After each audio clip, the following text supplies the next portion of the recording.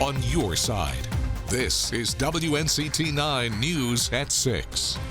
Moving deeper into the night, we're going to see the coverage of showers and thunderstorms gradually pick up, and some of those storms could eventually become strong to severe. You wouldn't necessarily know that to walk outside right now. It's still fairly quiet in Greenville at the moment, but we're already seeing a few rotational markers pop up with some of the thunderstorms right along the North Carolina-South Carolina state line, and that big cluster is moving to the north and east with time. Already they have a history of producing tornado warnings earlier today down south across South Carolina, where the wind shear has been very impressive at times. That's what you're looking at there, those blue and purple shaded areas that are moving northeast in our general direction. So as we head deeper into the night, we want to monitor any showers and thunderstorms that flare up very carefully in case any quick spin-ups occur. This is the first of two systems that we're monitoring. The second system comes through on Thursday, so a weather alert day is going to continue for the next 3 days. We'll talk about the potential for strong and severe storms county by county coming up. The longest running newscast in the East starts now.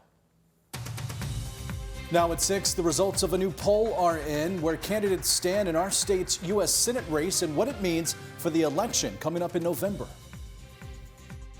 Do you see a need for a certain type of service in this area? What are the barriers to you accessing your movement disorder specialist and things like that?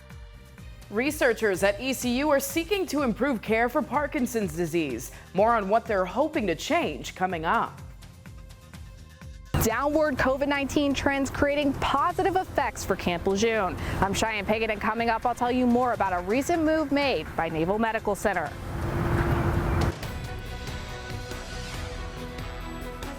But we begin with a new WNCT poll on North Carolina's critical race for the U.S. Senate. It's in partnership with the Hill and Emerson College. Hello, I'm Ken Watlington. And I'm Angie Casada. Thank you so much for joining us right here on WNCT, your local election headquarters. That new poll shows us what you, the voters, are saying about this year's election, specifically the Republican primary. That race features former North Carolina Governor Pat McCrory and Congressman Ted Budd. And as you can see, Budd currently has the lead. Budd with 38% of primary voters choosing him today, who leads Pat McCrory standing at 22%. However, 23% of Republican voters say they are still undecided.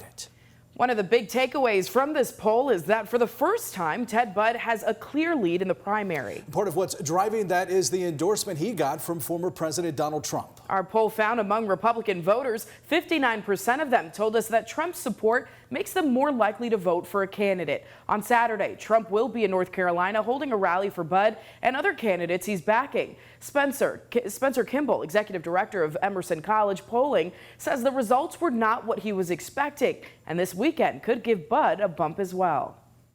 I think Ted Budd's position in the Republican primary, I was thinking it would be more competitive with McCrory, but it seems that he has a pretty significant lead at this point. But when they see that Trump is endorsed, I could see Budd picking up 10, 12 points of those undecideds. So who's in the best position at this point against the presumptive Democratic nominee, Sherry Beasley? WNCT's poll finds it in a hypothetical matchup between Budd and Beasley. Budd leads with 50% of the vote, while Beasley sits just behind with 43%. And if McCrory wins the primary with a hypothetical matchup against Beasley, a much closer race with Beasley taking 43%, McCrory sitting just behind at 41%. And finally, in the poll, we also found President Joe Biden's approval rating is at 44% in North Carolina, compared to 52% who disapprove. The poll did also include questions about some hot topic issues across the state, and we will dig deeper into those for you tomorrow evening right here on WNCT starting at 5 o'clock. And this just into our newsroom. A jury finds this man, 30-year-old Louis Trey Branch III, guilty of first-degree murder in the case of Kristen Bennett. Bennett went missing back in 2018. She was the mother of Branch's 5-year-old child. Evidence showed an altercation between the two. Bennett was walking on Hibbs Road. That's when Branch came and picked her up. That's the last time bystanders saw her alive. Branch was sentenced to life in prison without the possibility of parole. April is Sexual Assault Awareness Month, and happening now in Morehead City, the Take Back the Night event is going on to raise awareness. You can hear survivor stories and take part in the Carteret County Rape Crisis Walk. Again, it's happening right now at the Rape Crisis Center on Penny Lane in Morehead City. And coming up tonight on WNCT 9 News at 11, 9 on your side's Claire Curry will have more coverage from this event and what organizers and participants have to say about its importance. Turning to your health news, as April is also Parkinson's Awareness Month, nearly 1 million people are impacted by the disease, and there is an estimated 60,000 new yearly diagnoses. Here in the East, a group of researchers is working to get more specialized care for that disease. Not on your side's Claire Mollet joins us in studio. Claire, you spoke with one of those researchers today. Yeah, Ken, Angie, that's right. And Parkinson's disease care, let alone a diagnosis, requires a very specific type of specialist, and that is called a movement disorder specialist. And here's the problem. There isn't one east of Raleigh, but now ECU researchers are seeking to change that. And for one researcher, this hits close to home. We created a survey, and we actually had some individuals with Parkinson's disease help us on the survey. Dr. Lauren Turbyville is one researcher on the project. Her father lives with Parkinson's disease. Sometimes even walking.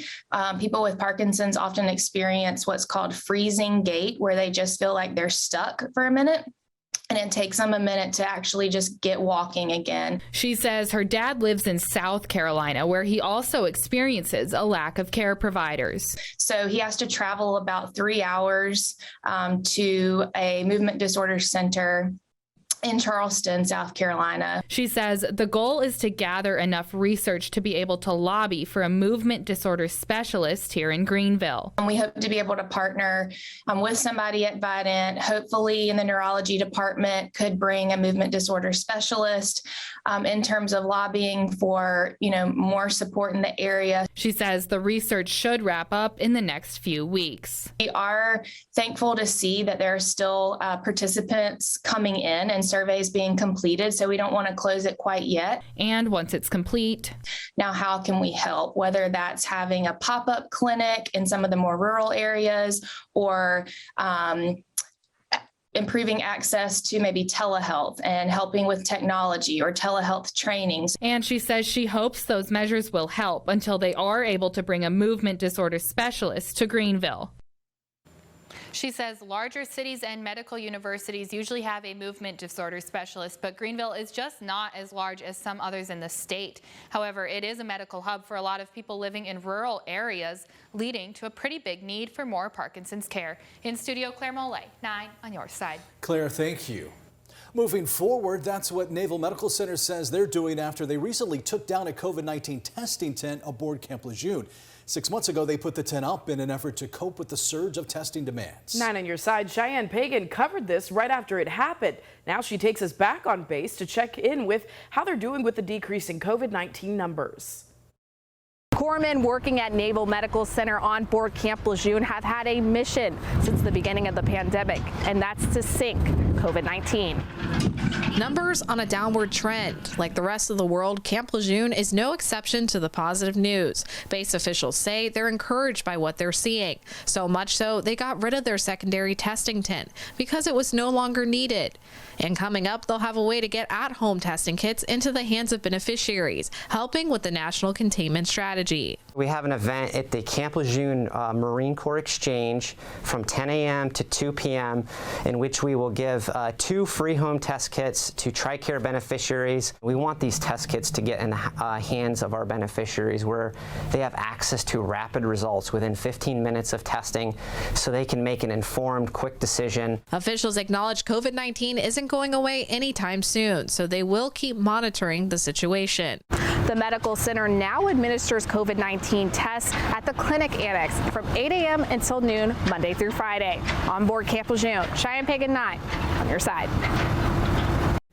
Turning now to our continuing coverage of the war in Ukraine. Today, Ukraine's President Zelensky addressed the UN Security Council for the first time since the Russian invasion began. The powerful address comes as new images show bodies lying in the streets of Bucha long before Russian forces left town. The horrifying death toll there has triggered international outrage. The UN is now seeking Russia's suspension from the UN's Human Rights Council. Given the growing mountain of evidence, Russia should not have a position of authority in a body whose very purpose is to promote respect for human rights. Meanwhile, the U.S. is coordinating with allies to implement more economic sanctions, which will reportedly include a ban on all new investments in Russia. Up next, your complete Storm Team 9's 7-day forecast. Some stormy weather moving into eastern North Carolina tonight and a weather alert day going into effect. We'll talk about the details next.